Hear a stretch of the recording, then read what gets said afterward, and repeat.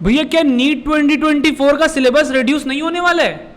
काफी लोग तो सब लोग बोल रहे हैं कि भैया यूट्यूब में कि नीट का सिलेबस रिड्यूस होगा क्योंकि एनसीईआरटी चेंज हो गई। इसके बारे में तुम्हारे साथ फटाफट से बात करने वाला हूं। उससे पहले हमारे टेलीग्राम चैनल को ज्वाइन कर लो, सारे पीडीएफ और तुम्हारे लिए पूरे हैंड रिटन नोट्स में डालने वाला हूं अपने टेलीग्राम चैनल पे, एक एक करके सारे आएंगे, तो ज्वाइन नहीं किया ज्वाइन कर लो। नीट 2024 की एक ईयर लॉन्ग स्ट्रेटेजी कैसे बनानी, कैसे स्टार्ट करना है वो भी आने वाला है। कैसे तुम अगर एक एवरेज बच्चे हो तो उसको पुश कर सकते हो, सब चीज आने वाली है। तो यार मेरा सपोर्ट हमेशा तुम्हारे साथ रहेगा। जल्दी से जल्दी चैनल को सब्सक्राइब कर लो और टेलीग्राम को ज्वाइन कर लो, लिंक तुमको पिन कमेंट में मिलेगी। बात करता हूं फटाफट से भैया कि क्यों तुम्हारा सिलेबस जो है वो न्यू हो सकता है, क्यों मेरे को ऐसा लगता है कि नहीं होगा, दोनों तुमको बात बता रहा हूं। सबसे पहले तुमको पता है ये पूरी पीडीएफ है जहां पर तुम्हारे डिलेटेड टॉपिक्स वगैरह आए हैं। ज्यादातर तुम देखोगे तो मेन तुम्हारे को फिजिक्स में अगर तुम देखोगे, जैसे कि ना सबसे पहले मैथ्स की तो छोड़ दो, है ना, बायोलॉजी में देखोगे तो यहां पर कुछ पार्ट्स डिलीट हुए हैं, यहां पर भी पार्ट्स डिलीट हुए हैं, ये सब में पार्ट्स काफी डिलीट हुए हैं, लेकिन पूरा चैप्टर जो है वो ट्रांसपोर्ट इन प्लांट्स पूरा चैप्टर उड़ा दिया, मिनरल न्यूट्रिशन पूरा चैप्टर उड़ा दिया,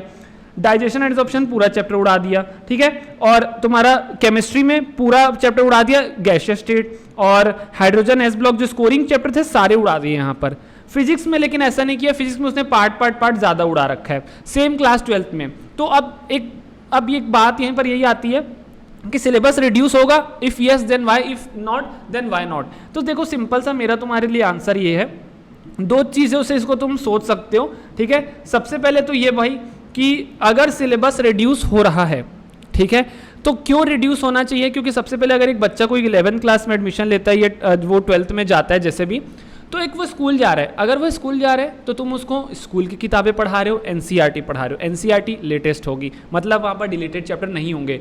मतलब कि अगर डिलीटेड चैप्टर ही नहीं है तो वो बच्चा फिर उन चैप्टर को कहाँ से करेगा? मतलब खुद एनटीए ये फोर्स कर रही है कि तुम एक एक्सटर्नल कोचिंग लो, जो कि थोड़ा सा सूट नहीं हो रहा है ना, कि भैया खुद वो बोल रहे हैं कि भाई ये चैप्टर तो स्कूल में नहीं पढ़ाया जाता, इसको तुम एक्स्ट्रा पढ़ने के लिए कहीं और से कोचिंग लो, जो कि उनकी बातों को मेरे ख्याल से जस्टिफाई नहीं करेगी।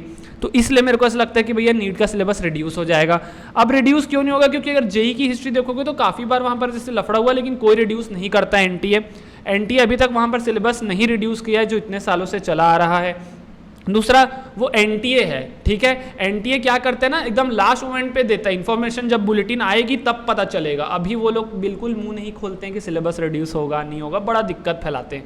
तो उस केस में क्या होता है ना, हम फंस जाएंगे, पढ़े ना पढ़े, है ना। क्योंकि तुम देखोगे अगर नीट का ऑफिशियल तो एनएमसी तुम्हारा नेशनल मेडिकल काउंसिल डिसाइड करता है भैया सिलेबस, ठीक है, उनको एनसीईआरटी से कोई लेना देना नहीं है, और सिलेबस पीडीएफ अभी चेंज भी नहीं हुआ है, तो हम ये एज्यूम नहीं कर सकते कि सिलेबस रिड्यूस हो जाएगा, ठीक है। तो इस वजह से मेरा आप लोग के लिए सजेशन ये सिंपल सा रहेगा, पहले वो उन चैप्टर्स को करो जो तुम्हारे फुली जो चैप्टर है, जो फुल चैप्टर डिलीटेड है उनको बाद के प्रायोरिटी के लिए रखो, जो फुल चैप्टर डिलीटेड नहीं है उसको तुम कंप्लीट वे में करने की कोशिश करो, ठीक है। ये मत सोचो जैसे बायोलॉजी में, ठीक है, जो पार्ट डिलीट हो गया उसको कम फोकस में रखो, लेकिन जो चीज़ नॉन डिलीटेड पार्ट है उस पर अभी से फोकस करो, फिर उसके बाद तुम डिलीटेड पार्ट पे भी आना।